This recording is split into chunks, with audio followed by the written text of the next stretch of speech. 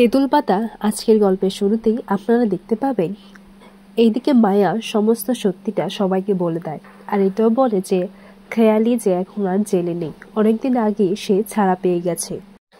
এরপর আর এই প্ল্যানটা যে খেয়ালিরই ছিল সেই সবটা বলে দেয়, আর ভিডিওতে তারা 2 চমচ বোন আছে সেটাও মেনশন করা ছিল। তাই খেয়ালি এই পুরো বিষয়টার পুরোপুরিভাবে সুযোগ নিতে চেয়েছিল। তাই জঙ্গলে যখন ছায়া ছিল তখন আমি তেঁতুল পাতায় ছিলাম, কিন্তু বিশ্বাস করো আমার কোনো খারাপ ইন্টেনশন ছিল না।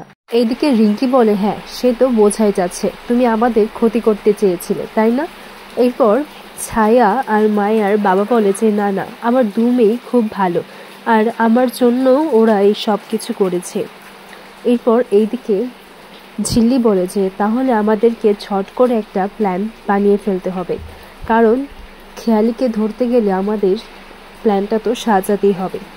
এরপর এইদিকে আমির স্যার এটাই বলতে এসেছেন যে হ্যাঁ খেয়ালি তো জেলে নেই, সে জেল থেকে পালিয়ে গেছে আর তার জায়গায় অন্য একজনকে বসিয়ে দিয়ে গেছে।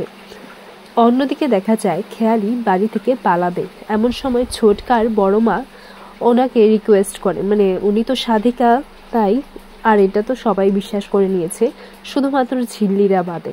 তাই খেয়ালিকে আটকানোর জন্য বলে যে আপনি যে কালকে যজ্ঞ করেছিলেন সেটা কি কোনো ফল পেয়েছেন, আমাদের ঋষিকে খুঁজে দিন। আর ঝিল্লি তো বাচ্চা মেয়ে, ও তো এসব বুঝে না, তাই ও অবিশ্বাস করে। খেয়ালি বলে যে অমাবস্যার রাতে একটা মহা যজ্ঞ করতে হবে, আরও নানান রকমের কথা বলতে লাগে সে। এরপর রিঙ্কি তাতাই তুতুল এসে বলে যে ও তাই নাকি, অনেক তো নাটক করেছো, তুমি তো একেবারে নাটকের সেরা অভিনেত্রী।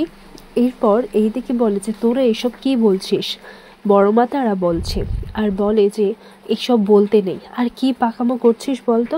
তখন রিঙ্কি খেয়ালির চুলটা ধরে বলে দেখো তো এখনও চিনতে পারছো না, খুব ভালো করে দেখো। আর এইদিকে ঝিল্লিও ঋষিকে খুঁজে পায় আর ঋষিকে জড়িয়ে ধরে। এমন সময় ঝিল্লি কেঁদে ওঠে, বলে যে আপনি ঠিক আছেন তো, আপনার কিছু হয়নি তো? জানেন এতটা দিন আমরা কতটা চিন্তায় পড়ে গিয়েছিলাম, বাড়ির সবার কিরকম অবস্থা হয়েছিল, আপনার যদি কিছু হতো তাহলে কি হতো বলুন তো আমার। ঋষি বলে আচ্ছা শান্ত হও, দেখো আমার কিচ্ছু হয়নি, আমার কিচ্ছু হয়নি। এরপর খেয়ালি ঝিল্লিকে ভিডিও কল করে বলে যে এই দেখো তোমার আদরের প্রিয় বড় মাকে কি করছি আমি, তোমরা তাড়াতাড়ি চলে এসো, আর তাহলেই তোমার সামনেই একে শেষ করে ফেলবো, আর আমি সবাইকে এক এক করে শেষ করে ফেলবো। এদিকে রানা এসে বলে যে খেয়ালি তুমি কিন্তু আজকে আমার অন্য রূপ দেখবে, মাকে ছেড়ে দাও বলছি। তখন খেয়ালি বলে যে ও তাই নাকি, আমি কিন্তু তোমার মাকে শেষ করে ফেলবো। এইদিকে রানা বলে যে মা তুমি আমাকে ক্ষমা করে দিও, আমি সামনে থেকেও তোমার হয়ে কিছু করতে পারছি না, আমি ভুল পথে চলে গিয়েছিলাম বলে আজকে তোমাকে এইরকম শাস্তি পেতে হচ্ছে, তুমি আমাকে ক্ষমা করে দাও মা। এরপর বড়মা বলে যে তুই চিন্তা করিস না, তোর তো ভাই বোনেরা আছে, আর সব থেকে বড় কথা তুই ঝিল্লির মতো একটা বোন পেয়েছিস।